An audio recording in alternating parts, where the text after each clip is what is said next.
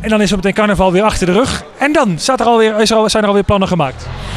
We zijn stiekem al wat dingetjes aan het bekijken, maar er is nog niets concreets. Dus we hadden gedacht zo ergens in het voorjaar, maar niet dat we zeggen van dat wordt het of dat we zijn er nog niet helemaal uit. Dus. Ik heb wel wat dingetjes, we zitten te broeien samen, dat doen we, wij overleggen ook wel eens, maar we hebben natuurlijk nog andere mensen die meedenken. Zoals Manfred Jongenelis, onze producer.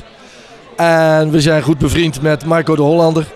Die heeft ook dikwijls leuke ideeën. Dus nou, zo zijn er soms wel meer mensen die ons mailen of schrijven van goh, we hebben een leuk liedje hier. En dan doen ze dat via internet aan ons doorseinen. En dan, dus je krijgt regelmatig wat aangeboden. En af en toe schrijf ik zelf ook wel wat teksten. Dus daar komt straks na de carnaval weer wel iets uit de hoge hoed. Ja, je moet wel in de stijl van Frank en Mirella blijven. Maar het eerste waar Frank en vooral naar kijkt, is het tweestemmig te zingen. Ja. En dan kun je pas verder met dat nummer. Dus ja, dat is de eerste vereiste. En dan maak je er toch je eigen Frank en Mirella nummer van.